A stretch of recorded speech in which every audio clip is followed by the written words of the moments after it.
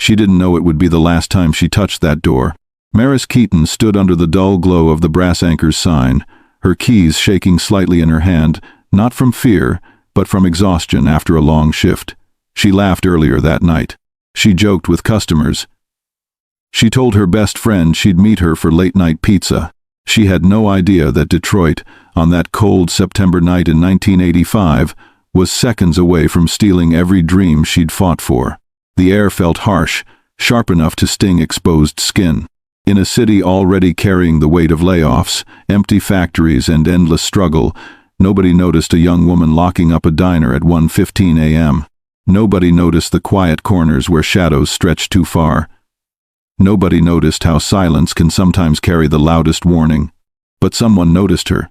Someone watched her step toward her faded blue Fiesta, the blueberry with the same hope she carried every night: finish the shift, survive the grind, save enough to finally leave for New York. She wanted a life filled with art, color, and freedom. Instead, Detroit handed her something cruel, something no family should ever endure. From that moment at 1:15 a.m. to sunrise, the truth is a gap filled with agony, a gap filled with rage, a gap that still burns decades later. Because whatever greeted Maris on that short walk to her car wasn't fate. It wasn't chance. It was a choice made by a person still breathing, still working, still blending into his neighborhood for 34 long years. And before we move deeper into this story, there's one thing you should ask yourself.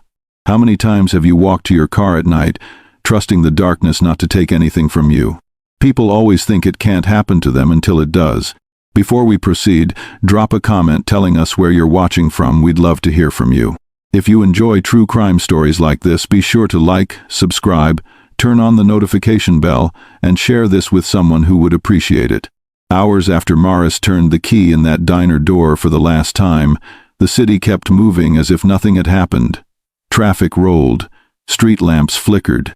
People woke up, brewed their morning coffee, and began their routines unaware that somewhere near the Detroit River, a secret waited in the cold. It wasn't until later that someone noticed the blueberry sitting alone in a desolate parking lot far from her route home, far from anything that made sense. No broken glass, no kicked-in door, no frantic signs of a struggle, just silence. Silence that felt wrong, silence that felt cruel. But what sat on the passenger seat felt even worse. Her silver locket, perfectly placed. Almost like someone wanted it found. Not dropped, not forgotten, placed. How do you explain something like that? How do you look at an object that meant everything to her, a piece of her childhood, her family, her identity, and see it turned into a message? Before we continue, if you're a fan of true crime and cold case investigations, you won't want to miss our new book, 50 Cold Cases Solved. 50 real stories of the world's most notorious cases where time almost erased the truth until one clue changed everything. Now available for instant digital download. You'll find the link in the video description and in a pinned comment. Now, let's dive into today's case. Her family didn't know yet. Tessa didn't know yet. Lyle was still pacing his apartment, calling her phone again and again, wondering if he should panic or wait. Nobody understood that the city had stopped breathing, and it wouldn't start again for decades. This wasn't Detroit being dangerous. This wasn't a random encounter gone wrong. This was deliberate. Calculated. Someone wanted that locket found. Someone wanted her absence to hurt. And here's the part that should scare anyone watching this. If danger can hide this quietly, subscribe so you're never blindsided. Because people like Maris don't just vanish, they're taken. And the person who took her walked the same streets as everyone else, unnoticed, unchallenged, and unbothered, for more than half a lifetime. By the time the sun rose over Detroit on September 15th, the city had already swallowed the truth of what happened to Maris. Somewhere between her locking that diner door and the first morning bus rolling down Michigan Avenue, something tore her world apart and nobody saw it happen. That's the part that still enrages people decades later. Not just that Maris was taken, not just that her dreams were crushed before they had a chance to bloom, but that it happened in plain sight of an entire community, and nobody realized it until it was too late. Think about that kind of silence, the kind that follows you, haunts you, sticks to your memories until the day you die. Her family felt it first. Her friends felt it next. And the police felt it last, when they stood over that abandoned car with no idea what kind of storm had already begun. Every cold case has a moment where time freezes, where life splits into before and after. For Detroit, that moment was Maris's disappearance. For her family, it was the first time her phone stopped ringing. For investigators, it was that locket sitting like a challenge in a car that should never have been parked there. But for the person responsible, that moment was victory. A victory he carried quietly for 34 years. The silence of those missing hours wasn't empty. It was heavy. It held purpose. It held cruelty. It held the truth nobody wanted to face. Someone out there believed he had the right to decide how long Maris Keaton would live. And the worst part? Detroit didn't know that its real nightmare wasn't the crime itself. It was the fact that the person who did this wasn't done hiding. He was just getting comfortable. Long before anyone found her body, before headlines exploded, before Detroit realized how deeply it had been wounded, the riverfront tried to speak. That lonely parking lot wasn't just a place where Maris's car sat. It was a warning no one knew how to read. The cold wind hitting the water that morning seemed sharper, almost angry, as if the city itself understood something had been taken from it. Workers passing by later said they felt uneasy when they saw that little blue Fiesta sitting perfectly still, as if it didn't belong to the world anymore, as if something inside it had already stolen the air around it. The officers who first walked around the car couldn't shake the feeling that they were looking at the aftermath of a moment crafted with intention. No chaos, no mess, no noise. Just a quiet message left in the form of a young woman's treasured locket placed so carefully on the passenger seat that it almost mocked anyone who dared to look. To this day, people in Detroit still argue about that locket. Was it arrogance? Was it guilt? Was it cruelty? Or was it the killer's way of saying, "You won't catch me"? No one could know then that this single choice, leaving that locket untouched, perfectly displayed, would one day become the key that shattered 34 years of silence. The riverfront didn't just hold her car. It held a secret that refused to stay buried. And as the story unfolds, remember this. Someone out there was walking free, blending in, smiling at neighbors, raising a family, all while carrying the memory of what he did to Maris Keaton like it meant nothing. Detroit had no idea how long it would be trapped in the shadow of that night. Before that September night stole everything, Maris Keaton lived with a fire that could light up any room. She wasn't the kind of person who drifted through life hoping things would fall into place. She chased her goals with both hands, even when the world around her felt heavy. Every shift at the brass anchor was another step toward her dream New York art school and the future she believed she deserved. Her textbooks were filled not just with notes, but with little doodles in the margins, reminders of the colors she wanted her life to hold one day. When classmates joked that Detroit could trap you if you weren't careful, she always smiled and said, "Watch me get out." But the truth is, Maris never carried stubbornness, she carried hope. Hope that didn't fit the world she lived in. She and Tessa Vance had a bond that looked unbreakable. They worked across the street from each other, texted constantly, and had inside jokes that made strangers smile without understanding why. On that final evening, they talked about hairstyles, bills, and whether they'd finally try that new pizza place after work. Her last message to Tessa was simple: 15 minutes, don't eat without me. She planned to close her shift, grab her bag, and walk straight into the night she'd walked into 1,000 times before. She trusted the routine. She trusted the familiar blocks between the diner and her car. She trusted the world not to take anything from her. Have you ever trusted a routine night to be safe? If you'd want someone to warn you on a night like hers, subscribe now. The last hours of Maris's life were painfully ordinary, the kind of ordinary that makes what happened feel even more cruel. Inside the brass anchor, the late-night crowd slowly thinned out. The jukebox played soft oldies, plates clattered, and Maris joked with the kitchen staff the way she always did when the night dragged past midnight. "Don't forget to save me a slice," she teased the line cook, waving a receipt in his face. He laughed. "If you're late again, I'm eating yours first."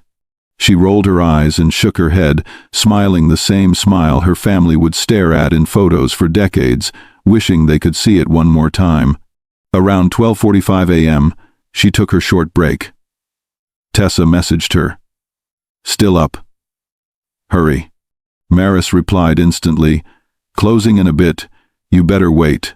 They even sent voice notes, laughing about how tired they were and how they desperately needed caffeine to survive the next day. There was nothing in her voice that hinted at danger, no tension, no hesitation, just normal life. But outside the diner, the streets felt different. Not unsafe, just unusually still. A light gust pushed trash across the pavement. A lone street lamp flickered. Somewhere across the road, a person leaned against a wall, head down, motionless. Maris didn't notice. She was busy counting her tips, stuffing them into her bag, and humming softly to herself. She walked past the window, joking with a coworker about turning into a pumpkin if she didn't leave soon. She didn't look toward the shadowed figure. She didn't glance over her shoulder. She didn't sense anything wrong. How could she? Routine feels safe until the night it isn't. When Maris stepped outside at 1:15 a.m., the night felt sharper than usual. Her breath clouded in front of her as she locked the side door of the diner.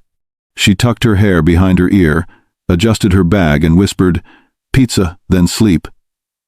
Like it was a promise to herself. The street wasn't loud, it wasn't chaotic, it was just still. The kind of stillness that lingers a little too long. The kind of stillness that tricks you into lowering your guard. She walked confidently, shoulders relaxed, shoes tapping lightly on the pavement. She'd made this walk hundreds of times. She knew every crack in the sidewalk, every faded street sign, every storefront that stayed open too late. Nothing about this route ever made her feel uneasy. But that night, someone watched her. Across the road, the same figure from earlier shifted slightly, their stance tightening as she reached the corner. They didn't call out. They didn't move toward her. They simply waited, hiding in the quiet, letting her routine guide her straight toward vulnerability. Maris didn't notice. She was too busy pulling her keys from her bag, smiling at the thought of warm pizza and a late-night conversation with Tessa. She checked her phone quickly, one new message. "I'm starving. Hurry." Maris typed back. Almost there. She was 5 steps from her car when a passing car startled her, its headlights washing the street in a harsh flash. She glanced around, annoyed more than alarmed. Everything looked normal again. Normal. That word would haunt her family forever. Because safety isn't always loud when it disappears. Sometimes it slips away quietly, in the space between one footstep and the next. Maris reached her car, completely unaware that her life was already slipping into someone else's hands. She unlocked the door, tossed her bag onto the passenger seat, and leaned inside to grab a sweater she kept for chilly nights. Her hair fell over her shoulder, her breath steadied. Nothing felt wrong. But just a few yards back, the watcher finally moved. A quiet step, a shift of weight, a slow, deliberate advance masked by the night around them. This person wasn't acting on impulse. Their patience said everything they had waited for, the perfect moment, the perfect gap, the perfect chance. While Maris dug through her bag, humming softly, the figure closed the distance inch by inch. You'd think someone would notice. You'd think a passing driver, a late-night worker, anyone, would glance over at the exact right second. But life doesn't line up its warnings on schedule. People look the wrong way. People get tired. People assume the dark is empty. Maris straightened up, keys in hand, ready to start the car. She didn't hear the step behind her. She didn't catch the flicker of movement reflected in the window. She didn't sense the presence closing in fast enough to swallow her final breath before she even had a chance to react. Her phone buzzed one last time. "Tessa, hurry, I'm freezing." Maris never opened it. The watcher made the final move quick, silent, confident. Detroit would wake up to a nightmare that began right here. In a quiet street, under a dim lamp, with a dreamer who never realized she was living her last minute. This was the moment the story shifted, and the city lost something it could never get back. By Sunday afternoon, the worry had curdled into something far darker. Tessa had called Maris so many times that her voicemail greeting had become torture. Lyle, pacing in frantic circles, felt something inside him sinking with every unanswered ring. They both knew Maris could be late, They both knew she could fall asleep after a long shift. But they also knew she never ignored the people she cared about, not for this long. When they reached her apartment, the hallway felt strange. Too still. Too quiet for a place she filled with laughter, music, and her constant chatter about art projects she never finished. Lyle banged on her door until his fist hurt. Tessa tried calling again, whispering, "Please pick up, please pick up," even though she already knew she wouldn't. Finally, Lyle stepped back, kicked once, and the lock gave way. The moment the door opened, Tessa covered her mouth. Not because something violent waited inside, but because nothing did. Her coat hung on the same hook. Her coffee mug sat exactly where she left it. A textbook sprawled open as if she'd planned to return in minutes. A half-written letter sat on her desk, the pen still uncapped. It looked like a life paused, not stopped. "Something's wrong," Lyle whispered, his voice cracking in a way Tessa had never heard before. He wasn't guessing, he felt it in his bones. Their mother felt it too. She had called them earlier, her voice trembling, saying she had woken up with a sinking feeling she couldn't explain. Their father said nothing at all. His silence was the loudest alarm of all. There was no mess. No clue. No sign of where she went. Just a home waiting for someone who would never walk through its door again. Word traveled fast, too fast for anyone to prepare themselves. Lyle's hands wouldn't stop shaking as he called his parents, and every ring felt like a countdown. Their mother answered first, and the moment she heard his voice, she didn't need an explanation. She whispered, "Where is she?" in a tone that cracked open something inside him. Their father didn't speak when he got the call. He simply grabbed his coat and keys, drove straight to Maris's apartment, and stared at the doorway, as though expecting her to step out at any moment. His silence wasn't strength, it was fear swallowing him whole. Tessa moved like she was underwater, opening drawers, checking closets, searching for anything that might hint at where Maris went after work. But there was nothing, not a single thing out of place, not a scrap of evidence, not even the faintest sign that Maris had made it home at all. "That's impossible," Tessa murmured, pacing back and forth. "She should be here. She should be here." Lyle pulled out her notebook, flipping through pages filled with class notes and sketches. He found nothing that explained her disappearance, only reminders of the life she was planning, the future she never gave herself permission to give up on. He clenched the notebook so tightly his knuckles turned white. "This isn't like her," he said. "If she was alive, she'd call, she'd send something. She wouldn't do this to us." Their mother stood in the doorway, trembling, staring at the unmade bed like it was evidence of a crime she couldn't name. She whispered, "Something happened to my child." And for the first time, Lyle saw genuine terror in her eyes. The apartment didn't hold answers.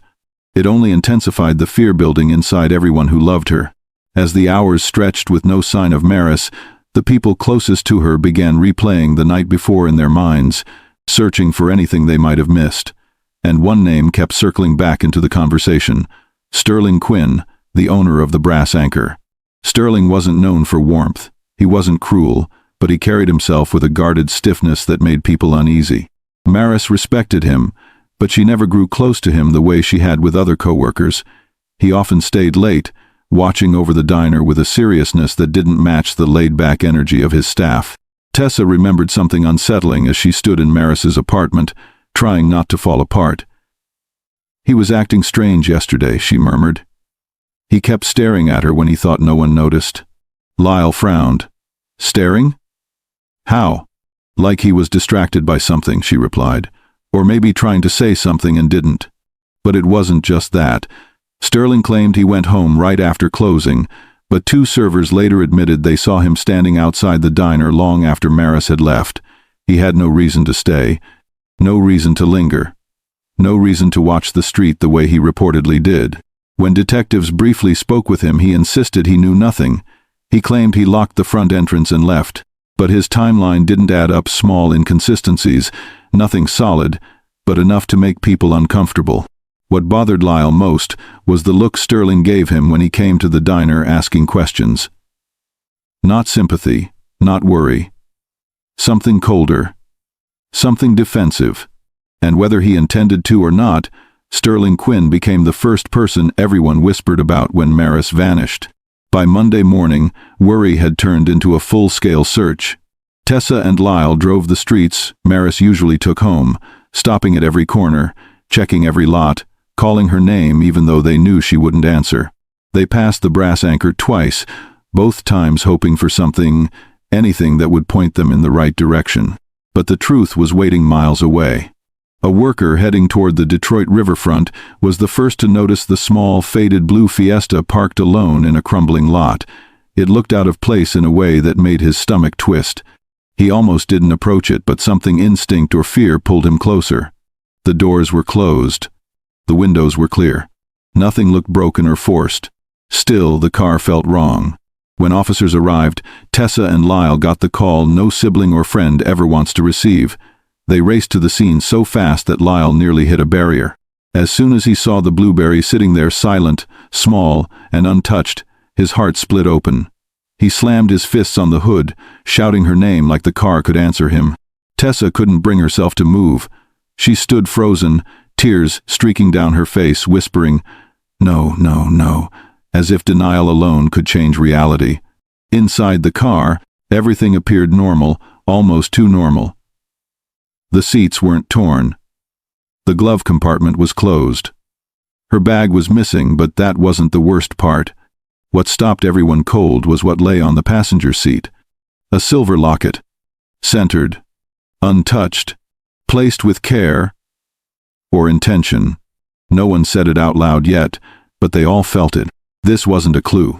It was a message. Subscribe so you don't miss cases where a single object tells the truth. The officers at the riverfront didn't speak at first. They stood around the small car with a tight, uneasy stillness, each of them knowing they were looking at the beginning of something far more painful than a missing persons case. But it was Lyle who broke the silence. "That's her locket," he whispered, his voice raw. "She never takes it off." The silver pendant had been passed down through generations. Maris wore it during exams, job interviews, every holiday dinner, every shift at the brass anchor. She touched it when she was nervous. She held it when she felt hopeful. It was as much a part of her as her own heartbeat. So seeing it lying there perfectly centered, perfectly clean, felt like a punch straight to the chest. Her mother collapsed into her husband's arms when she saw the photo later. "She wouldn't leave it," she cried. "She wouldn't leave it for anything." The detectives tried to speak gently, but their words felt empty. The placement of the locket wasn't casual. It wasn't careless. Someone took the time to set it there, to make sure it would be found, to send a signal that screamed louder than any broken glass or open door ever could. Tessa stared at the passenger seat through the window, her hands trembling. "This isn't her," she whispered. "This isn't her. Someone put it there." She turned away before the weight of those words crushed her. For Lyle, the sight of that locket marked the moment his hope cracked. Not completely. Not yet, but enough to let fear seep in. Enough to let rage take root. Enough to make him realize this wasn't just a disappearance. This was someone's deliberate act. Someone's choice. Someone's confidence. And Detroit had just received its first clue, one that would haunt the next 34 years. 5 days after Maris vanished, Detroit woke to a morning that felt colder than the weather could explain. A work crew sent to clear out an abandoned warehouse complex near the riverfront moved slowly, dragging equipment across cracked floors and rusted beams. Nobody expected the day to hold anything more dramatic than dust and silence. But then, one of the workers stepped back, eyes widening, breath catching in his throat. "Call someone," he whispered. "Call them now." Hidden behind a mound of discarded debris, almost shielded from sight, lay the body of a young woman. Her clothes matched the description plastered across missing posters all over the city. Her hair rested against her shoulder. Her hands were still. Her face looked peaceful in a way that made everything worse. It was Maris. When the first officers arrived, they didn't rush forward. They stood still, absorbing the weight of what they had found. The air felt heavier. Even the distant noise of passing traffic couldn't cut through the dread settling over the warehouse floor. Her clothes were the same ones she wore to work the night she disappeared. There were no signs of a long struggle, no torn fabric, no scattered belongings. But the back of her head told the truth. Her face could not. A single brutal blow had taken her life. One strike. One moment. One choice that ended everything. The worker who found her backed away, shaking, mumbling prayers under his breath. He wasn't grieving someone he knew. He was grieving the fact that a place meant for storage had turned into a grave. And just like that, Detroit lost whatever hope it had been holding on to. The search was over. The nightmare had only begun. The medical examiner arrived quietly, carrying the kind of calm that only comes from years of seeing what most people can't stomach. But even he paused when he stepped toward Maris's body. Not because of gore, there wasn't any. Not because of confusion, the scene was painfully straightforward. He paused because she looked young. Too young. And because the violence done to her didn't match the stillness in her expression. He examined her with steady hands, documenting every bruise, every mark, every detail that might speak on her behalf. The blow to the back of her skull was clear, a forceful strike meant to end her life instantly. No hesitation, no second attempt. Whoever did this wanted it over quickly. What unsettled him was what wasn't there. No torn clothing, no struggle wounds, no defensive marks across her arms or hands, nothing that showed she had even seen the attack coming. It was fast, he murmured to the detectives nearby. She didn't have time to react. Those words cut deeper than any graphic injury could have. The idea that Maris never got a chance to defend herself, that she didn't scream, didn't fight, didn't even know what was coming, sent a wave of anger through everyone in the room. Her body temperature, the state of her muscles, the dust settled across her clothes, all signs pointed to the same awful conclusion. She had been left here shortly after her disappearance. She had been here the whole time, while her family searched, while Lyle drove through neighborhoods calling her name, while Tessa checked every corner of Corktown. She had been lying in that cold warehouse, waiting for someone to finally find her. The medical examiner closed his folder slowly, knowing this case would haunt Detroit for years. Detective Alistair Cole arrived minutes after the call came through. He didn't rush inside. He stood at the warehouse entrance for a moment, letting the cold wind hit his face, grounding himself for what he already sensed was going to be one of the cases that stayed with him. Not every investigation leaves a mark, but this one had weight before he even saw the body. When he finally walked toward Maris, something in his expression shifted. Cole was known for control, for keeping emotion tucked away where it couldn't cloud judgment. But standing there, looking down at a young woman whose life had been snatched away for no reason at all, even he couldn't hide the flicker of anger rising in his chest. He took in the scene slowly, scanning every corner of the warehouse. No drag marks, no blood trail, no signs of panic. Whoever left her here knew exactly where to place her so she wouldn't be found immediately. It wasn't sloppy, it wasn't chaotic. It was precise in a way that made his jaw tighten. Then he noticed something else: her locket was missing. He didn't know yet that it had been found in her car. He didn't know how important that detail would become, but he felt the absence of it. He felt the wrongness of it, like a puzzle piece someone intentionally removed. Cole turned to the medical examiner. "Anything?"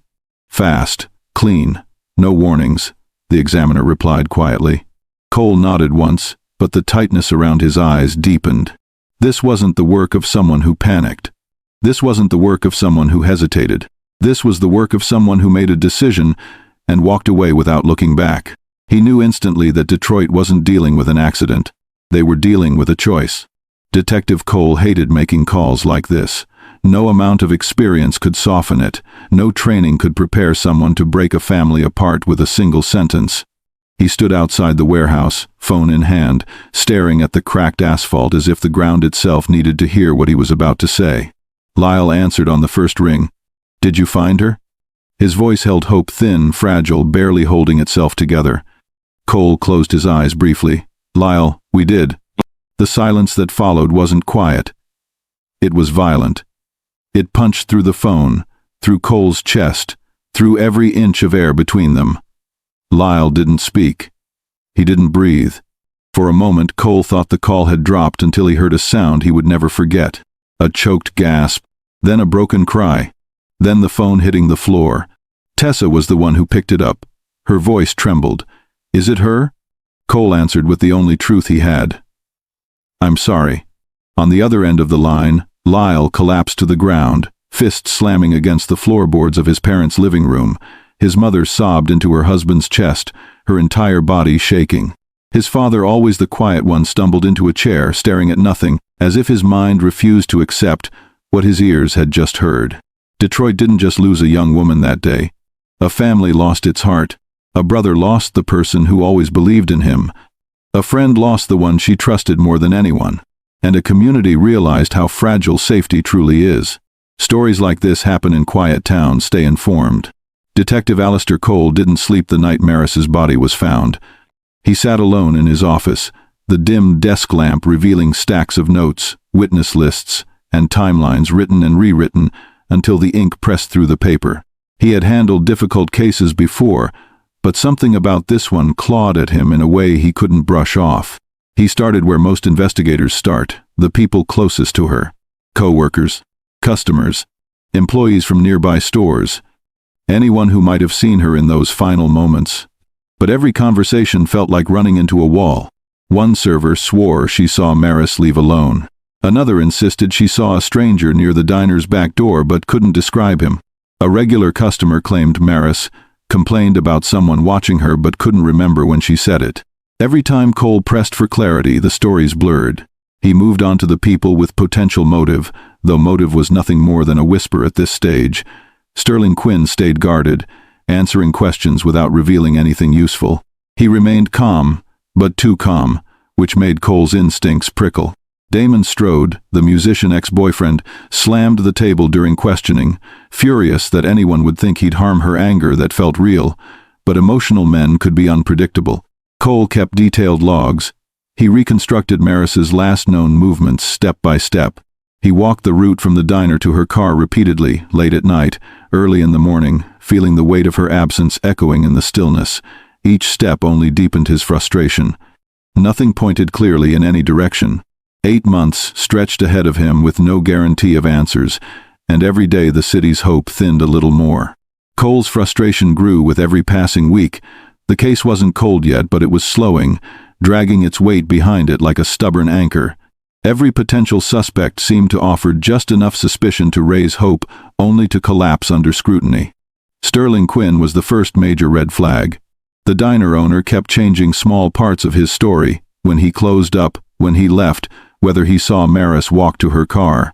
None of his contradictions were dramatic, but Cole had worked long enough to know that tiny cracks often hid something bigger. Sterling insisted he was home asleep during the critical hours, but no one could confirm that. Not a neighbor, not a friend, not even a passing car on his street. Then there was Damon Strode, Maris's former boyfriend. Passionate, emotional, unpredictable. He showed up for questioning with shaking hands and tear-filled eyes, furious that detectives even said her name in the same sentence as suspicion. "She deserved better than me," he said, voice trembling, "but I never touched her." His alibi, a late-night gig across town, checked out. Multiple bandmates and audience members confirmed it.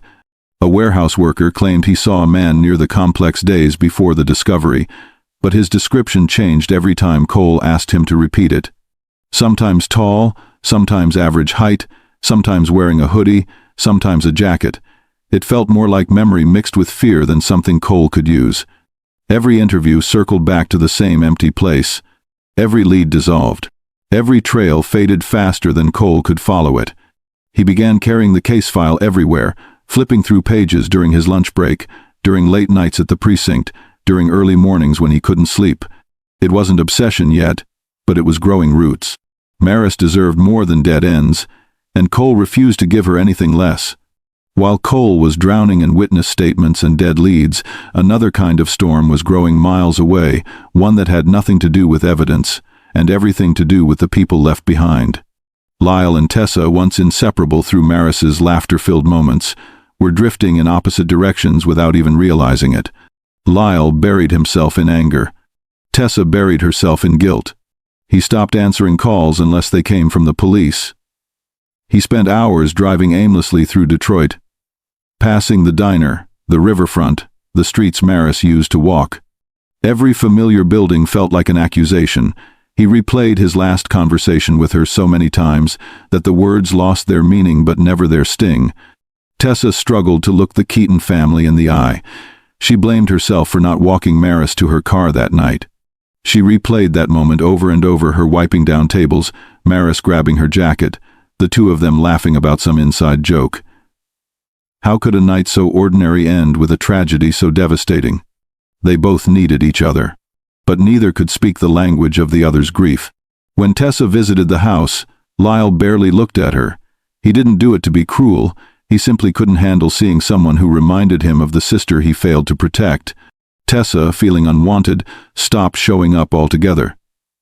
Days turned into weeks, and silence settled between them like a wall. Cole noticed it during interviews, their separate answers, their strained tones. Pain had a way of isolating people, and in this case, it was splitting apart two people Maris loved most. The city had lost her, but now her absence was costing even more. By the 7th month, Cole felt the case tightening around him like a grip he couldn't break. He sat in the evidence room late one night, the cold fluorescent lights buzzing softly above him as he stared at items logged and boxed with precision. Bags labeled with dates, times, signatures, every piece of Maris's final hours preserved in a painful kind of stillness. His eyes drifted toward the small sealed bag containing her locket, the one found resting neatly on the seat of her abandoned car, the one she never took off, the one missing from her body the day she was discovered. Cole picked it up, holding it between his gloved fingers. Something had bothered him about it since day one, but he hadn't been able to articulate it, not until this moment. It was spotless. After days sitting in a cold car, in humid river air, in dirt and dust, it should have shown at least some grime, but the metal looked freshly wiped, almost polished, as if someone handled it after the crime, as if someone placed it intentionally with purpose, not panic. He flipped through crime scene photos. The locket wasn't lying tilted or loosely dropped. It sat centered on the seat, too deliberate, too calm, too neat. Cole leaned back slowly, the realization tightening his chest. Someone staged that car. Someone wanted them to see the locket. Someone wanted investigators looking in the wrong direction. He felt a chill, not from fear, but from clarity. This wasn't a random misplacement. This was a message, and it meant the person responsible was smarter, quieter, and far more patient than anyone expected. Cole knew then that the real hunt hadn't even begun. If cold cases matter to you, prove it. Subscribe before we continue. For most families, time eventually softens pain. It doesn't erase it, but it dulls the sharpest edges. That never happened for the Keatons. In the years following Maris's death, their home changed in ways no one could reverse. Her mother stopped decorating for holidays. The lights stayed in the attic, untouched. She never said the words out loud, but everyone around her could see she feared celebrating anything without Maris felt like betrayal. Her father turned quiet, not the peaceful kind of quiet, but the kind that hangs over a room and pushes everyone into silence with him. He sat in his old armchair most evenings, staring at the framed photo of his daughter, as if expecting it to speak. Lyle, though Lyle transformed into something else entirely. The brother who once cracked jokes, pulled pranks, and dreamed about moving to Chicago to start a tech shop was gone. In his place stood someone consumed by a single purpose: finding whoever stole his sister's future. At first, people assumed it was temporary. Grief does strange things. Anyone would search for answers after a loss like that. But months turned to years, and Lyle didn't slow down. He collected newspaper archives. He filed his own notes. He drove to the warehouse site countless times, sitting in his car, imagining who might have walked through those doors with Maris in their grasp. Every birthday she missed, every milestone his friends celebrated, every moment when life was supposed to move forward. Lyle stayed stuck in the same night, replaying it endlessly. By the 5th year, he wasn't functioning like everyone else anymore. He wasn't sleeping. He wasn't eating well. He wasn't talking to friends. His world stopped on the night she never came home, and he refused to step beyond it. Detroit moved on. The Keaton family survived. But Lyle didn't live, he waited. The Keaton household didn't fall apart overnight. It cracked little by little, like a structure enduring too many winters. On the outside, things looked steady: meals still cooked, doors still locked, bills still paid.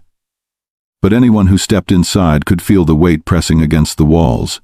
Maris's mother changed first. Her voice, once warm and filled with gentle humor, grew thin and strained. She moved through rooms quietly, as if any sudden sound might shatter what remained of her composure. Some days, she would walk into Maris's bedroom and stand there for hours, touching the edge of the bedspread as though it were the only thing keeping her tethered to the world. Her father retreated inward. He stopped meeting friends for fishing trips. He stopped attending church gatherings. He stopped reading his favorite mystery novels because he couldn't stomach stories about people who learned the truth. He sat on the porch in the evenings, staring at cars passing down the street, always hoping one would stop and deliver something, an answer, a confession, anything resembling closure. They tried therapy. They tried support groups. They tried pretending to be normal during family holidays. Nothing worked. Every attempt to heal felt like a reminder that Maris never got that chance. And through all of it, Lyle's obsession made everything worse. He didn't mean to hurt them. He thought he was helping, thought he was keeping her memory alive, but his constant digging kept reopening wounds they had no strength left to close. Each time he came home with a new theory or a new lead, he found in an old newspaper clipping, his mother's shoulders tensed, his father's jaw tightened, and silence flooded the room. Grief wasn't just living with them. It was running the household. They weren't moving forward. They were surviving on whatever pieces remained. Detective Alistair Cole retired with more unfinished cases than he liked to admit, but Maris Keaton's case was the one that made him hesitate in the doorway on his final day. Colleagues clapped him on the back, thanked him for decades of service, told him he earned his rest. But none of their words reached him.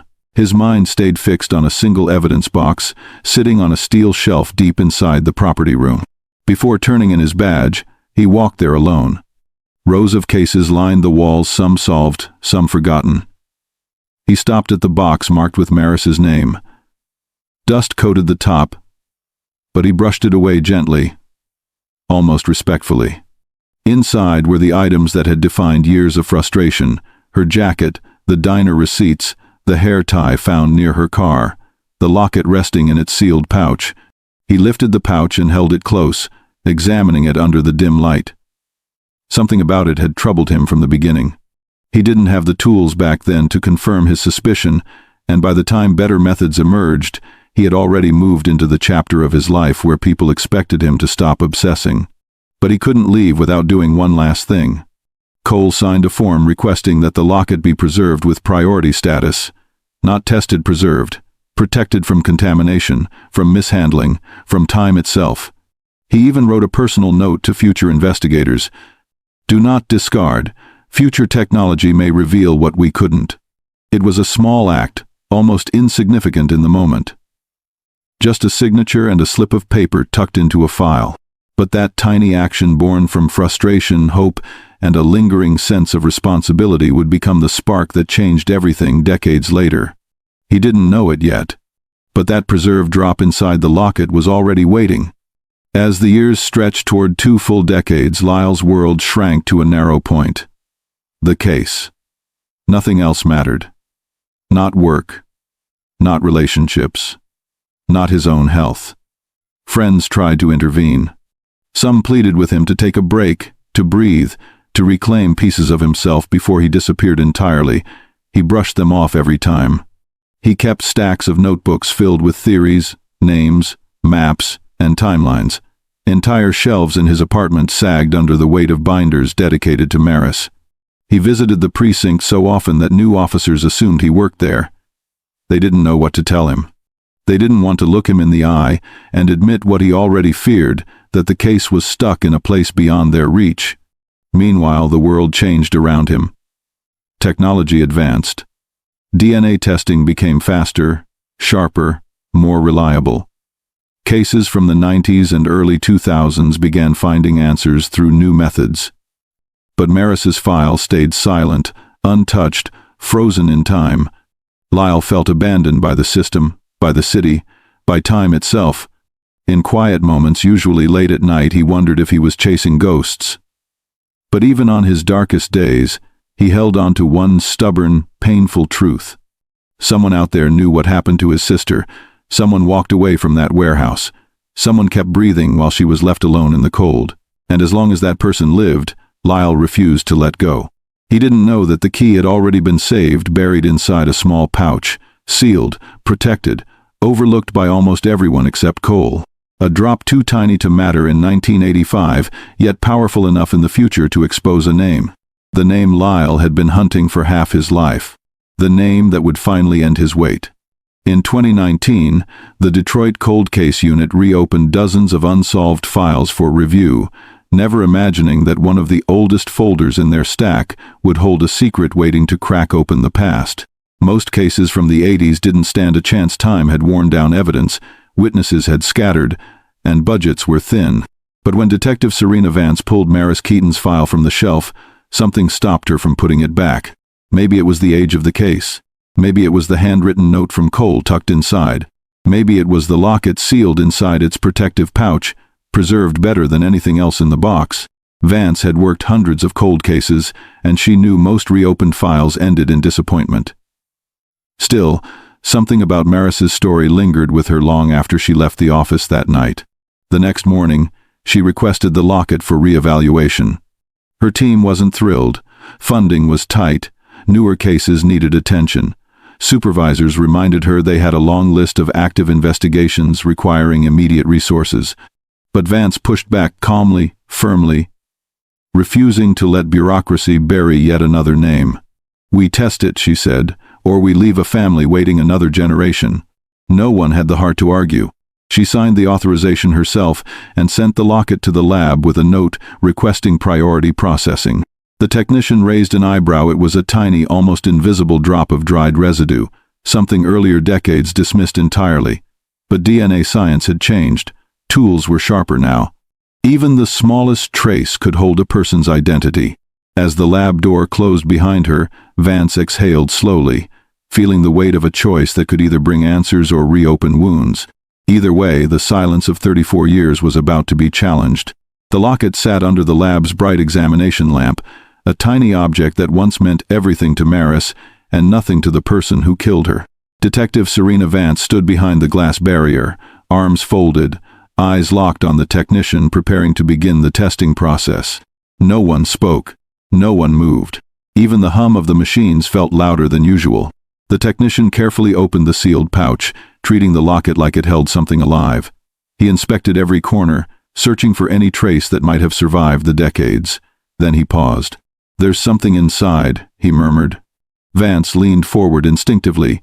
She already knew. Of course, Cole's note hinted at it. But seeing the technician tilt the locket and reveal the faint, nearly invisible speck inside sent a shiver through her. A drop. That was all. A drop so small it could be mistaken for dust. But it wasn't dust.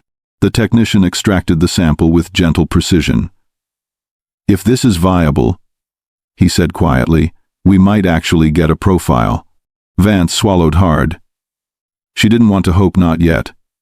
Hope had a cruel way of collapsing in cold case work. Too many times she'd watched old evidence crumble under modern analysis. Too many tests had come back with nothing to give the families waiting on the other side of the door. But today felt different. The machines started their slow rhythm, the kind that tested patience more than evidence. Vance kept her eyes on the progress bar, inching forward cell by cell, base pair by base pair, as though it were dragging the past into the present. Minutes felt like hours. Hours felt like a countdown. By the time the first readings appeared on the screen, Vance's heartbeat had already shifted into a steady, nervous drum. Something was emerging. A code. A pattern. A clue that had survived 34 silent years. As the analysis continued, Vance stepped out of the lab to answer a call from her division chief, a call she knew wasn't going to be pleasant. Cold cases were always the first to feel the cut when budgets tightened. Too old, too messy, too uncertain. The department wanted results from cases with active leads, not a decades-old tragedy tied to a single piece of aging jewelry. "Serena, we can't keep pouring resources into this," her chief said. "You've already used more lab hours than approved." "This might be the only chance the Keatons ever get," Vance replied. Voice steady but firm. "The city needs wins," he pushed, "not long shots." Vance closed her eyes, frustration burning inside her. "If this were your sister, you'd want every long shot taken." Silence. A long one. Finally, the chief sighed. "One more hour. After that, you need to move on." She hung up without responding. It wasn't disrespect, it was the weight pressing down on her chest. She walked back into the lab with renewed urgency. Every minute mattered now. Every second of runtime could be the difference between a breakthrough and another dusty box shoved back into storage. The technician glanced up. "We're close." Vance nodded but didn't speak. She stood so still it was as if her entire body had become an extension of the machine itself, waiting, listening, hoping. The progress bar edged toward completion. The sound of the sequencer filled the room with a pulse-like rhythm, steady and unforgiving. Then, a soft beep. The technician leaned in, eyes wide. "We have something." Vance felt her stomach tighten. "What is it?" He pointed to the emerging data on the monitor. "It's not female." A chill ran through her. A truth that had waited 34 years was finally stirring. The lab fell into a hush so deep that even the machines seemed to soften their whirring. The technician leaned closer to the monitor, scrolling through the new lines of data as they assembled on the screen. Vance stood behind him, hardly breathing. "It's male," he repeated, his voice dropping even lower. "And... hold on." He clicked through another layer of analysis. The system compared the genetic markers with entries stored in national databases: offenders, arrestees, known relatives of past suspects. The screen flashed once, then again, processing faster and faster. "There's no direct match," the technician said, "but the profile is unusual, strongly defined, not common." "How unusual?" Vance asked. He turned toward her slowly. "1 in tens of millions." A cold, sharp stillness swept over her. For decades, the case had felt like a void, a place where answers sank and never resurfaced. Now, a single drop of blood had broken the silence. Not enough for an immediate arrest, not enough to put a name on a warrant, but enough to build a genetic map, enough to trace ancestors, enough to find a family line strong enough to point straight to the man who left Maris alone in that warehouse in 1985. Vance's pulse thudded through her chest. She imagined the Keaton family, 34 years of pain, of waiting, of begging for anything that resembled truth. And now truth wasn't whispering, it was knocking. With this profile, genealogy experts could begin constructing a tree that narrowed with every generation. Someone connected to this strand of DNA had answers, maybe not willingly, maybe not knowingly, but answers all the same. Vance closed her hand around the printed data, feeling its weight. This wasn't a clue. This was a path. If you're not subscribing yet, tell us why in the comments. The DNA profile Vance pulled from the locket wasn't just a clue, it was a starting point for a completely different kind of investigation. Traditional detective work had stalled decades ago. Witnesses forgot details. Records vanished. Locations changed. But DNA didn't forget. It stayed exactly as it was the day it was left inside that locket. Vance contacted a team specializing in forensic genealogy, the kind of experts who could turn chromosomes into roadmaps. Within days, they began building the first outlines of a family network connected to the unidentified male. It started broad, so broad it barely made sense at first. The closest genetic matches weren't suspects. They were distant cousins. People spread across multiple states who had never set foot in Detroit.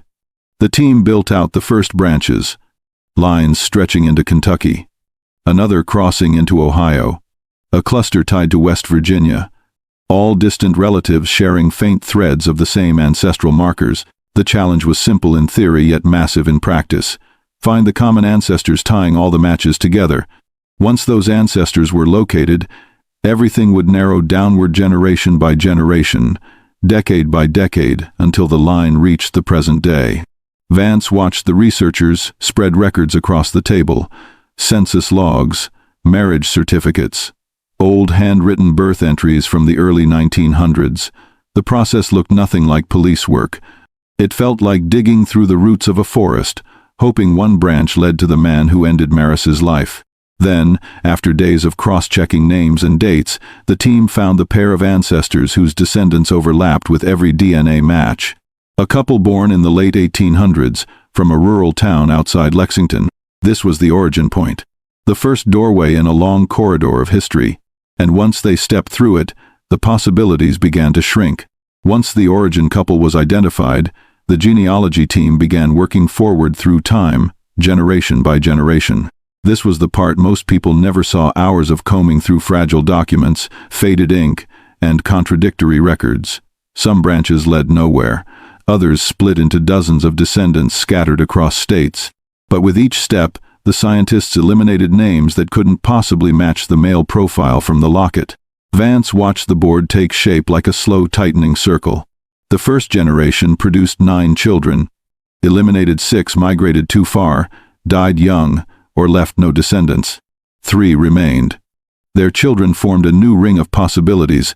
22 names, cut down to 11 by location and age, then narrowed again by eliminating females and men with medical conditions that prevented biological parenthood. The tree kept collapsing inward. One branch led to a man named Harlan Kincaid, born in the 1922. His line was large, sprawling, and strangely scattered, a mix of factory workers, farmers, and low-income laborers spread across the Midwest. What drew Vance's attention wasn't his name, but the pattern his descendants formed. A pattern that slowly drifted north, toward Michigan, toward Detroit. The closer the team moved to present day, the more Harlan's family tree started looking like a funnel. Entire branches ruled out due to geography. Others eliminated by age gaps or timelines that didn't align with Maris's death. What remained were the descendants living within a few hours of where Maris vanished. On a whiteboard crowded with crossed-out names, only 4 were still standing. 4 men sharing the same bloodline. 4 possibilities. 4 answers waiting at the end of a long, painful search. Vance felt her chest tighten. They weren't chasing shadows anymore. As the team pushed deeper into Harlan Kincaid's bloodline, a chilling pattern began to appear. The oldest branches of the tree stretched across states, but the newer ones, the ones closest to the present, kept pulling inward toward Detroit like a slow, deliberate migration. Census records from the 1952 placed several Kincaid relatives in southern Ohio. Employment records from the 1962 placed others in Monroe County. By the early 1972, 2 branches had already settled inside Michigan state lines. Vance circled each movement on a large map taped to the wall. The lines didn't scatter, they converged. Each decade nudged the family closer to the city where Maris took her last breath. "This can't be coincidence," one genealogist murmured. "Not with this many overlapping markers," another replied. They filtered through draft cards, tax forms, obituaries, and archived school rosters. Every detail, every date, every relocation served a purpose. Each discovery eliminated more names and brought the truth closer. Soon, the 4 remaining descendants shrank to 3, then 2, then one last narrowing point, a branch of the family that lived in Detroit during the exact years Maris worked at the diner. Vance leaned closer to the board. "Who lived in the city between 1982 and 1987? She asked. The genealogist pulled another folder forward. 2 of them, a father and a son. "Give me their details," Vance said. He handed her the file. 2 names, 2 consecutive generations, 1 older man with a factory background, 1 younger man who bounced between jobs throughout the 80s. Her heartbeat picked up. Everything: years of silence, decades of waiting. A single drop of preserved blood had collapsed into one thin line of ancestry pointing straight into Detroit's heart. They weren't guessing anymore. They were closing in. They were chasing someone real. The genealogist placed 2 profiles on the table: father and son. The father, Harlan's descendant, had lived in Detroit for decades but showed no proximity to Maris's world. He worked long hours in a factory across town and had a medical record that ruled him out based on age and certain markers in the DNA. That left the son. Vance lifted the file with cautious hands. The name at the top wasn't familiar to her team, nor did it match anyone from the original suspect list. He had never been arrested, never been fingerprinted, never been questioned. He didn't appear in any early police notes. In fact, he almost seemed invisible outside basic employment and residency records. Vernon Skip Kincaid, born in 1963, raised in Detroit, attended a high school less than 4 miles from the Brass Anchor, worked a series of jobs through the 80s: labor, delivery, occasional seasonal work. One position caught Vance's eye, part-time assistant at the same warehouse complex where Maris's body was found. Her stomach tightened. A name no one investigated. A man who lived in the city during the exact years that mattered. A man whose genetic line matched the unique profile pulled from the locket. Why wasn't he mentioned in the original reports, one investigator asked. Because he never crossed paths with law enforcement, Vance replied quietly. He stayed under every radar. She spread out his timelines on the table. The dates aligned almost too cleanly. His shifts, his addresses, his proximity to the diner, his connection to the warehouse. Every piece slid into place with unsettling precision. Vance exhaled a slow, controlled breath. We need to run him through every database, she said. If this holds, he's the one. No one in the room spoke. They didn't have to. The family tree had closed its final branch. And Vernon Skip Kincaid had just stepped out of the shadows. Before investigators ever placed his name on a board, Vernon Skip Kincaid moved through life like someone determined not to leave impressions. He blended in everywhere at work, in grocery lines, in his neighborhood, quiet enough to avoid attention, present enough not to raise suspicion. People who knew him used the same words every time. Polite, soft-spoken, dependable. Nothing dramatic, nothing memorable. He lived in a small rental on a street where everyone minded their own business. Neighbors waved, he waved back, and that was usually the end of it. He kept his yard clean, paid bills on time, and never made noise late at night. No parties, no chaos. Nothing that hinted at turbulence beneath the calm exterior he showed the world. Every morning he followed a routine so rigid it could have been printed on a schedule. Wake up before sunrise, drink instant coffee, read the local paper, leave for work with the same careful pace, the same neutral expression, the same unchanging energy. His co-workers described him as helpful but hard to know, the kind of man who would lift a heavy box for someone but avoid every personal conversation. People rarely questioned his silence because silence wasn't threatening. It was just normal. What made him harder to notice was his ability to disappear in plain sight. He never bragged, never argued, never inserted himself into discussions. Some found him dull, others found him calming. But nobody ever found him alarming. Not once. He existed like background noise, present, but unexamined. Which is exactly why he slipped past the original investigators without a single raised eyebrow. There were no reports filed with his name, no complaints, no incidents, no reason anyone ever thought to say, "Look at him." But behind that quiet exterior lay a life that intersected with the darkest part of Maris Keaton's story, a connection waiting to be exposed. Vernon Kincaid lived a life built on repetition. It wasn't just habit, it was strategy, even if no one around him recognized it as such. His days unfolded with the same rhythm year after year, forming a pattern so predictable that it made him forgettable. That forgettability became his shield. He worked early shifts, often choosing jobs that required minimal interaction, delivery routes, stockroom duties, warehouse tasks. Anything that allowed him to move through spaces without drawing attention to who he was or what he carried inside. Supervisors appreciated his consistency. Co-workers appreciated his silence. He didn't challenge anyone, didn't provoke anyone, didn't stand out.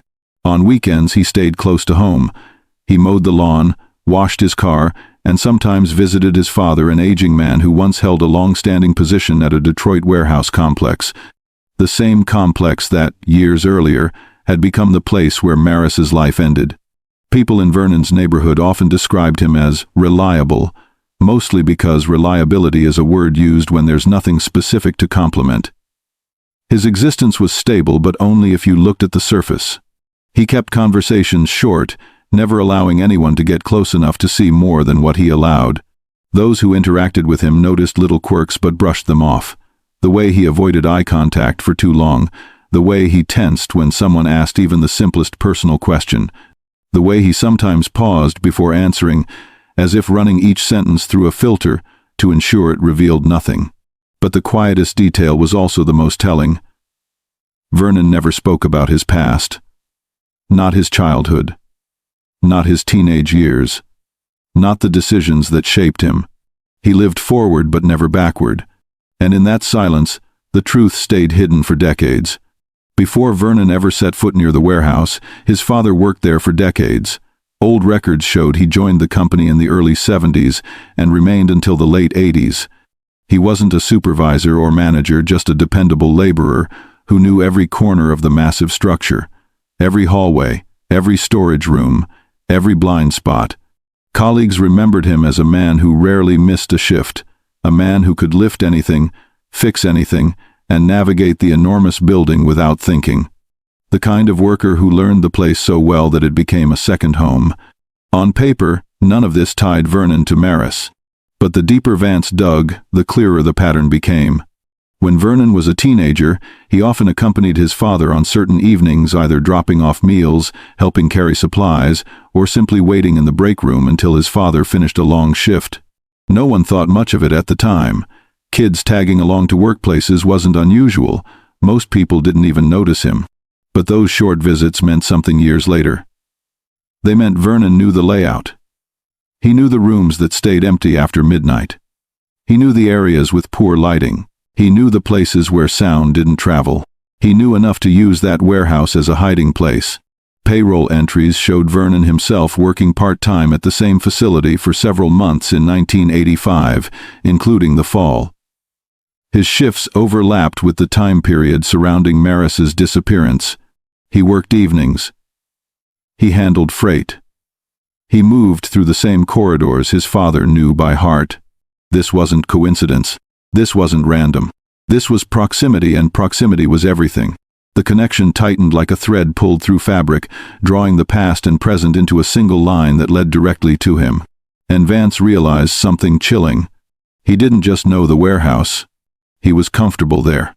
With each new discovery, Vernon Kincaid's quiet life grew more unsettling. Vance pulled his employment history, addresses, medical records, and every traceable document from the 80s to the present. The man who once seemed harmlessly ordinary began to look like someone who had mastered the art of staying unremarkable. His personal relationships were few. Neighbors said he was polite but distant.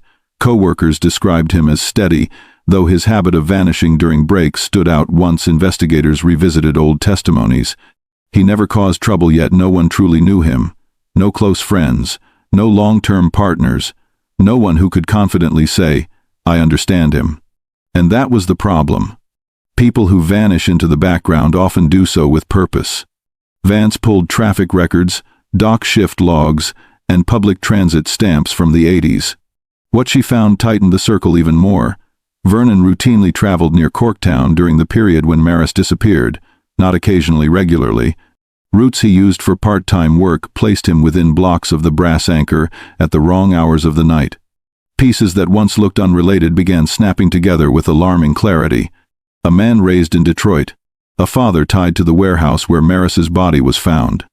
A teenage boy who spent long evenings wandering those corridors. An adult who later worked inside the same walls. A bloodline that matched the DNA in Maris's locket. A pattern of movement that silently crossed paths with hers. He didn't chase attention. He avoided it. He didn't need to hide behind lies. He hid behind quiet. And for 34 years, that quiet protected him. But it wouldn't protect him anymore.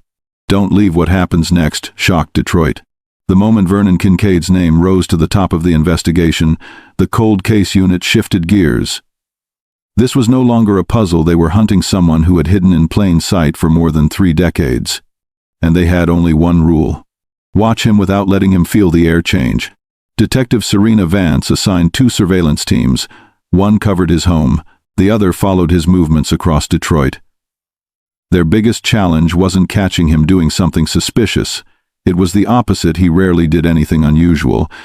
He left for work at the same hour every morning, walked the same route to the bus stop, bought the same brand of coffee from the same corner store. His predictability wasn't comforting. It was unnerving. One officer remarked quietly, "It's like he studied normal and memorized it." They trailed him through busy sidewalks, quiet alleys, late evening bus rides, always far enough not to be noticed, close enough not to lose him. Night after night, they recorded hours of footage. Vernon checking his mailbox. Vernon watering the small patch of grass outside his duplex. Vernon eating alone at a diner, always choosing a corner booth, always keeping his back to the wall. Nothing dramatic. Nothing dangerous. Nothing revealing. But Vance didn't expect an outburst. She expected caution. Anyone who managed to vanish for 34 years wasn't going to slip up easily.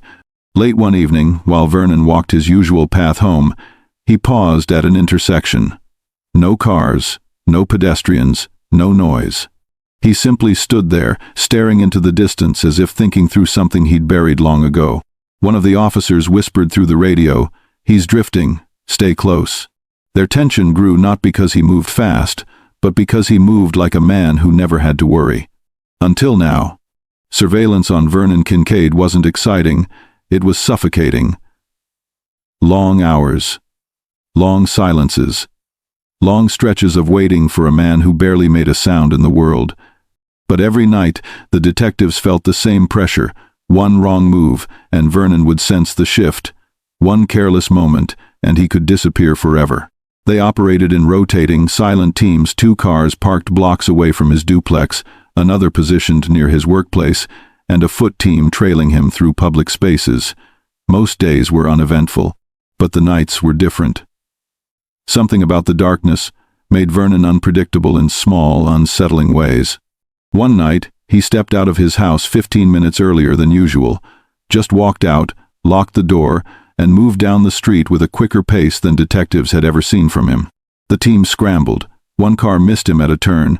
Another officer nearly crossed his line of sight. For a heart-stopping second, Vernon paused and looked over his shoulder. No words. No alarm.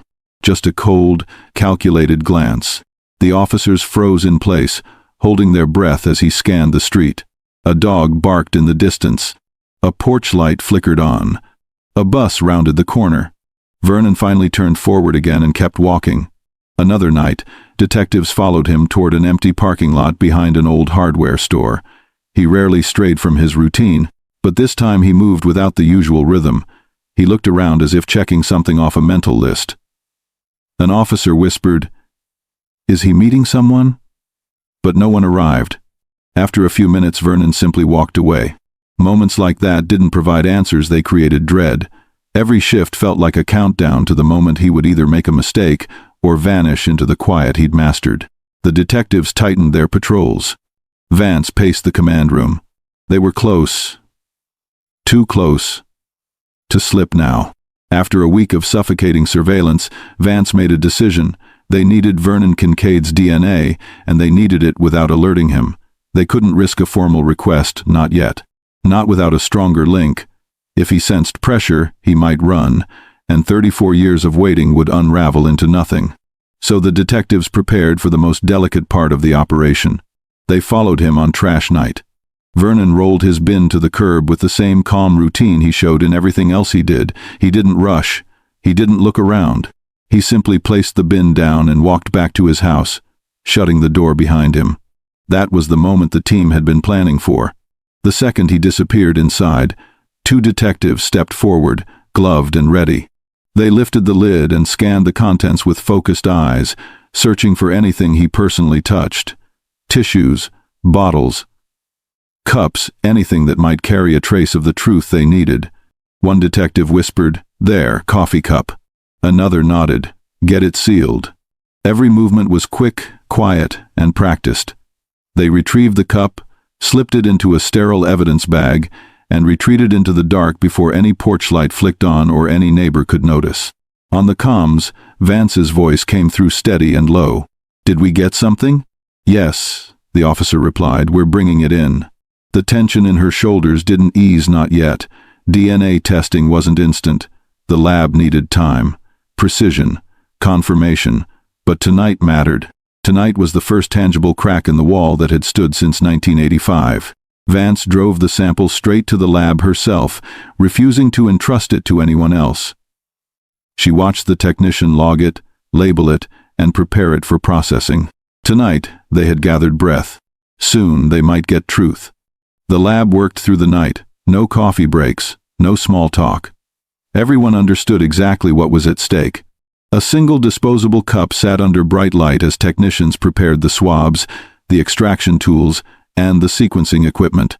Vance stood outside the glass window, refusing to leave her spot even as the hours dragged on. Every beep from the machines made her heart jump. Every silence felt heavier than the last. Finally, just after sunrise, the technician stepped away from the monitor and motioned her in. Vance entered the room with measured steps, bracing herself for disappointment because cold case work had taught her that hope was dangerous. The technician pointed to the profile on the screen. "Sample is clean, good quality." She nodded, not letting emotion show. "Run the comparison." He clicked a single button. The machine processed the strands, aligning them with the profile extracted from Maris's locket. Line after line filled the screen markers, alleles, codes that meant everything and nothing until the software paired them. Then the system stopped. A notification flashed in bright green. Match confirmed, 100% probability. Vance didn't breathe at first. She leaned closer, reading the confirmation again, making sure her eyes weren't lying. The technician whispered, "It's him." Not a vague match. Not a partial comparison. Not a maybe. A perfect match. The blood found in Maris's locket, preserved across decades, protected by Cole's final act, belonged to Vernon "Skip" Kincaid. Vance exhaled shakily. 34 years of silence had just shattered in a single moment. She reached for her phone, hands steady now, and made the call she had waited her entire career to make. "Prepare the paperwork," she said. "We're moving forward." The hunt was no longer about suspicion. It was about proof. The confirmation of Vernon Kincaid's DNA didn't feel like victory, at least not at first. It felt like a weight dropping through the room, shaking every corner of the cold case unit. Vance stood still, letting the reality settle into her bones. After decades of waiting, the truth no longer lived in theories or shadows. It lived in data, science, certainty. She stepped out of the lab and walked straight into the briefing room. Officers fell silent as she entered. No one asked questions. They could read everything they needed in her expression. She placed the printed match report on the table, the paper trembling slightly in her hand, not from fear, but from the magnitude of what this moment meant. "It's him," she said quietly. The room shifted. Chairs scraped. Radios clicked. The energy changed instantly, turning from cautious hope into controlled urgency. For the first time in 34 years, the case no longer hung on possibility, it demanded action. Vance began laying out the timeline for the warrant. His address, his routines, his work schedule, his known exits and entries, the safest time to approach, the team assignments. Every detail mattered. Vernon wasn't violent on record, but that meant nothing now. A man who could carry a secret like this for decades was capable of anything when cornered.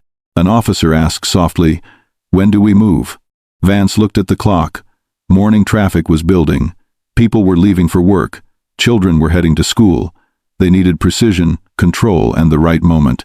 She gathered the reports, exhaled, and made the call. "Draft the warrant," she said. "I want it in my hand today." Her voice didn't shake. The room emptied in seconds, everyone rushing to their positions. Detroit had waited decades for this. The next knock on Vernon Kincaid's door would change everything. Just after sunrise, when Detroit was still shaking off the quiet of early morning, the officers gathered outside Vernon Kincaid's duplex. The street looked ordinary. Trash bins lined the curb, sprinklers clicked on across small lawns, and a few neighbors backed out of driveways on their way to work. Nothing about the block hinted at the storm about to break over it. Vance stood at the front of the formation, vest secured, warrant in hand.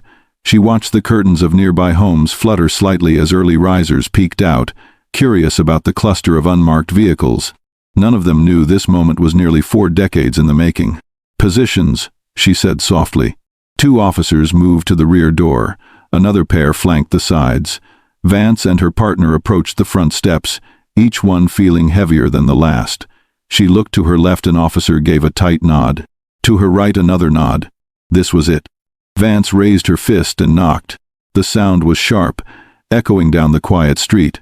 Another knock. Then her voice. "Vernon Kincaid, this is Detroit Police. We have a warrant. Open the door." Inside, nothing moved. No footsteps, no murmurs, no panic, just silence. For a moment, Vance wondered if he had slipped out earlier, just as he had during their surveillance close calls. Her pulse kicked harder against her ribs. Then, a creak. Soft, slow, deliberate. The door opened only an inch at first, just enough for Vernon's eyes to appear. calm, unreadable, as if he were answering a stranger asking for directions, not facing the weight of 34 years of truth crashing down on him. "Vernon Kincaid?" Vance asked. His jaw tightened barely. "That's me." The calm of his voice sent a chill through the team. The next seconds would change everything. The moment Vernon confirmed his identity, Vance stepped forward, her voice firm and steady. "Mr. Kincaid, you're under arrest. Step outside. Keep your hands where we can see them." For the first time since surveillance began, something flickered across Vernon's face, an expression so brief it was almost lost. Not fear, not confusion, something closer to calculation. A silent, lightning-fast scan of his options. He didn't comply. Instead, he kept one hand on the door, his body angled slightly backward, as if he might retreat into the house and lock himself inside. Officers tensed instantly. A single wrong move could send the situation spiraling into danger. "Don't do it," Vance warned. "Step out now." The street seemed to pause. A man walking his dog across the road froze mid-step. A woman on her porch lowered her coffee mug, eyes wide. The neighborhood, this quiet, everyday neighborhood, felt as if it was holding its breath. Within seconds, people realized something enormous was happening, and they watched through windows and from porch railings, unable to look away. Vernon finally stepped forward. One slow step. Then another. Hands rising, but only halfway, as if surrendering was physically difficult for him. Officers closed in, securing his arms. He didn't resist, but his expression hardened into something unreadable, cold, detached, as if he had already accepted that the past had caught him. Vance read him his rights, her voice echoing across the street. When she said Maris's name, Vernon's eyes shifted just barely. A twitch, a flinch, a single, telling reaction after decades of silence. Neighbors gasped. Some covered their mouths. Others whispered to each other in disbelief. Most had known Vernon for years. None had expected this. As the cuffs locked around his wrists, time itself felt like it stopped. A man who had lived quietly for 34 years was finally exposed. Across the city, Lyle Keaton sat alone in his living room when his phone buzzed. He had barely slept most nights he didn't, and when he did, he never made it more than an hour or two before the old memories dragged him back awake. His eyes were swollen, his hands trembling slightly as he reached for the phone. The message was simple. They got him. For a moment, Lyle didn't react. He just stared at the words, his mind struggling to accept them after decades of disappointment. Countless tips, false alarms, empty leads, he had endured them all. Hope had become something painful, almost dangerous. He had taught himself not to believe anything until proof stood right in front of him. But this text felt different. His breathing hitched, his chest tightened. He rose from his chair far too quickly, catching himself on the table. His knees weakened so abruptly it stunned him. He whispered her name. "Maris?" That single word cracked something inside him. The grief he had carried for 34 years surged to the surface with the force of a tidal wave. His legs buckled, and he sank to the floor, his hands covering his face as the sobs tore out of him. Not soft tears, deep, harsh, uncontrollable, the kind that leave a person shaking. For decades, Lyle had fought to keep himself upright. He held himself together for the world, for work, for the few relationships he still had, for the memory of his daughter. But now, with the truth finally in reach, his strength dissolved. Years of anger, heartbreak, and guilt all erupted at once. His phone buzzed again, but he didn't read it. He couldn't. He stayed on the floor, shaking, overwhelmed by the weight of a moment he had wished for, begged for, prayed for, and feared he would never live to see. News of the arrest didn't spread slowly, it detonated. Within minutes, Detroit's phones lit up. Group chats buzzed, radios interrupted their playlists, and neighbors stepped outside asking the same stunned question. "Did you hear?" They arrested someone for the 85 case. For almost 4 decades, Maris Keaton's name had drifted through conversations, like an old wound the city had learned to live with but never healed from. Some residents were young children when the news first hit. Others were teenagers who had grown into adults and then into parents, all while the case lingered like a shadow over the community's collective memory. Now, suddenly, it wasn't a memory anymore. It was an active shockwave. Outside Vernon's duplex, vehicles slowed to a crawl. People pulled over, rolling down their windows. trying to catch a glimpse of the man being led away in handcuffs. Some whispered to themselves in disbelief, not him, not the quiet guy, not the man who fixed fences and waved at everyone. Others weren't whispering, they were angry. How could someone live among them for decades after doing something so monstrous? How could he mow his lawn, go grocery shopping, walk his dog, and pretend life was normal while another family lived in agony? At a nearby coffee shop, conversations erupted around tables. Baristas paused mid-order. Customers forgot their drinks. That man? Really? I used to see him every morning. My kids walked past his house. Local news stations scrambled. Reporters rushed into studios. Anchors spoke with an urgency that hadn't been heard in years. This wasn't just another arrest. This was the answer to one of Detroit's most painful questions. For the first time in decades, the city felt the ground shift beneath it. And everyone knew this story was far from over. By early afternoon, the news had reached Tessa Novak in Chicago. She had left Detroit years ago, unable to drive past the places where she and Maris once walked, laughed, dreamed. Distance helped her breathe, but guilt never loosened its grip. The moment she read the headline, her heart slammed against her ribs. Suspect arrested in 1985 Keaton case. She didn't pack a bag. She didn't think. She just grabbed her keys and drove 4 hours on autopilot, every mile tightening the knot in her chest. By the time she crossed into Michigan, her hands were trembling on the steering wheel. When she reached Detroit, the street outside Vernon Kincaid's home was lined with neighbors, news vans, and officers. She stepped out of her car slowly, almost afraid the air itself would feel different. Someone recognized her. That's her. That's Maris's friend. Heads turned. People whispered. She kept walking. And then she saw him, Lyle, standing beside his car, gripping the door handle as if it were the only thing keeping him upright. His face was red, eyes swollen, breathing uneven. When he looked up and saw her, something inside him just gave out. Tessa rushed to him, and Lyle fell against her, breaking completely. She held him as his sobs shook both of them, her own tears falling into his shoulder. For 34 years, she had carried her grief alone. Now they were standing in the same place again, united by the moment they'd begged for and feared they'd never reach. Around them, the city stayed painfully quiet, as if listening, acknowledging the collapse of two people who had waited a lifetime for justice. Vernon Kincaid sat cuffed in the back of a patrol car, staring straight ahead. Detroit stared back. Subscribe truth like this can surface in any place. The courthouse was packed long before the doors opened. Reporters lined the sidewalk, microphones ready. Families pressed against the entry railings. Retired officers showed up even though they no longer carried badges. The weight of 34 years sat on every shoulder that crossed the threshold. Inside, the courtroom buzzed with low voices and nervous breaths. The judge entered, and the room fell into a thick, uneasy silence. Then the deputies brought him in. Vernon Kincaid, dressed in a plain suit, wrists cuffed, expression hollow. People stared at him with a mixture of disbelief and disgust. Some had known him for decades. Some had passed him in grocery aisles, shared church pews, waved from their yards.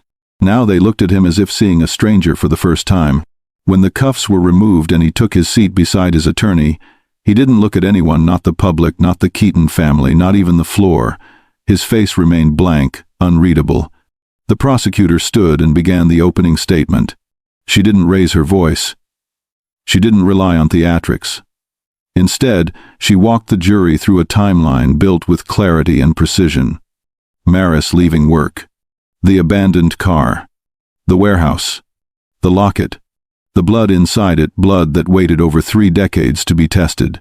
The genealogical match that led straight to the man seated just feet away. She spoke as if guiding the jury's eyes directly to the truth piece by piece, until the picture became impossible to ignore. Then came the defense. Their approach was cautious, strained. They hinted at contamination, questioned memory, suggested coincidence. But their arguments felt weak against the mountain of evidence rising behind them. The battle for justice had officially begun, and all of Detroit was watching. The prosecution moved into the part of the case everyone had been bracing for: the motive. For decades, people had argued over what drove someone to attack a young woman with no enemies, no dangerous habits, no secret life. Now, the courtroom leaned forward as the prosecutor clicked to the next slide on the overhead screen. A map of the Corktown area appeared, with a red dot marking the path Maris would have walked from the diner toward the bus stop. Another point appeared, an old warehouse where Vernon's father once worked nights. The theory began to unfold. The prosecutor explained that Vernon often wandered near the warehouse after being dropped off to wait for his father's shift to end. He knew the back entrance. He knew the layout. He knew the path along the river where workers sometimes took breaks.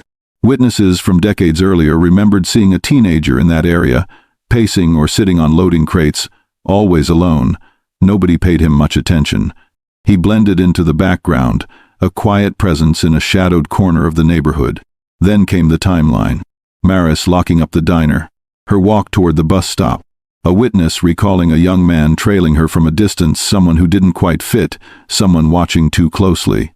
The shortcut toward the riverfront, the route that passed dangerously close to the warehouse. The prosecutor paused, letting the jury sit with that path for a moment. She proposed that Vernon followed her, approached her, attempted to rob her, or more likely cornered her with a sudden burst of aggression he didn't know how to control.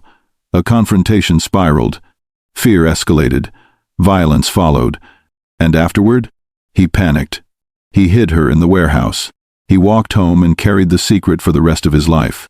The courtroom didn't move. Not a whisper, not a breath. Every person in that room could feel the theory tightening around him. When closing arguments ended, the judge dismissed the jury to deliberate. The room emptied of them, but the tension they left behind hung thick and unmoving, as if the air itself refused to settle. Lyle sat at the edge of his seat, elbows on his knees, hands locked together so tightly they shook. Tessa sat beside him, one hand on his back, quiet but present.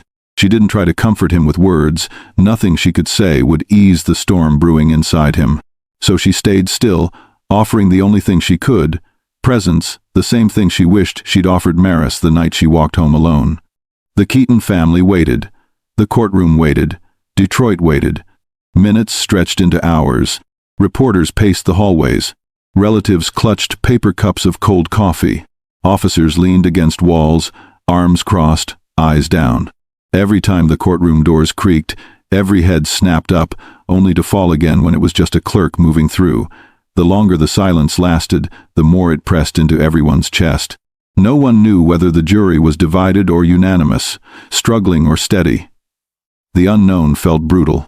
Late in the afternoon, a deputy finally stepped into the hallway. His expression was neutral, but his voice carried the weight of an entire city. "They've reached a decision." Lyle exhaled sharply, almost collapsing backward as his body tried to process the words. His legs trembled. His hands slipped apart. Tessa grabbed his arm before he lost his balance. People flooded back into the courtroom. Their footsteps quick, driven by a mixture of fear, hope, and dread. Even the reporters moved without speaking, as if sound might shatter the moment. The judge returned. The jury filed in. 12 faces, impossible to read. This was it. 34 years had led to this one breath. Every sound vanished when the judge asked the jury foreperson to stand. It felt like the entire building leaned forward in unison. The foreperson held a folded sheet of paper in trembling hands, eyes flicking briefly toward the defendant before focusing on the judge again. In the case of the state of Michigan versus Vernon Kincaid, a pause, a breath, a lifetime. We, the jury, find the defendant guilty. The word hit the room like a hammer. For a heartbeat, nobody moved. Even the air seemed stunned, frozen between disbelief and relief. Then it happened all at once. Tessa let out a broken gasp, covering her mouth. Reporters scrambled to their feet, pens flying, cameras snapping as if they couldn't capture the moment fast enough. Lyle didn't stand. He didn't shout. He didn't collapse like he had the day of the arrest. Instead, his face softened in a way that felt almost painful to watch. His eyes filled, overflowing before he could stop them. His shoulders shook with the kind of release that only comes after decades of clenched pain. He whispered again, just like he had the day of the arrest. "Maris, we got him." The prosecutor bowed her head, not in victory but in respect. Vance closed her eyes briefly. exhaling the breath she'd carried since the DNA match. Even the judge paused longer than usual before continuing, giving space to the weight of what had just happened. On the other side of the room, Vernon Kincaid sat motionless. Not a twitch, not a flinch, not a word. His expression stayed cold, empty, as deputies placed the cuffs back on his wrists. But something had changed forever. For the first time in 34 years, Detroit felt a shift, quiet, powerful, irreversible. Justice had found its home. When the courtroom finally emptied, the Keaton family didn't rush to leave. They sat quietly in the second row, letting the moment settle into their bones. For years, the weight of absence had followed them through every holiday, every birthday, every sleepless night. Now, for the first time, that weight eased, still painful, still unforgettable, but no longer crushing. Outside, the steps of the courthouse overflowed with people. Some held candles, others held signs with Maris's name. A few simply stood there, trying to process the fact that a story older than their adult lives had finally reached its last chapter. Lyle stepped into the sunlight slowly, almost cautiously, as if he needed to test the air, to make sure the world hadn't shifted into something unfamiliar. Tessa walked beside him, matching his pace, guarding him the way she wished she'd guarded Maris all those years ago. When the crowd noticed them, a hush moved through the gathering, respectful, tender. A woman from the neighborhood approached, her eyes wet. She didn't try to offer comfort. She simply touched Lyle's hand and whispered, "She mattered." Those two words carried more power than any speech could. Across Detroit, people talked about the case again, not with fear this time, but with a sense of closure. Parents held their children a little tighter. Old residents revisited memories they had avoided for years. The city didn't forget, it finally breathed. As evening settled in, Lyle stood by the river where Maris's car had been found. The water was calm. He closed his eyes and let the quiet wash over him. It wasn't peace, not yet, but it was the closest he had felt in decades. Don't miss the truths others overlook. Subscribe before the next case breaks. Stay with us. We uncover stories the world forgets.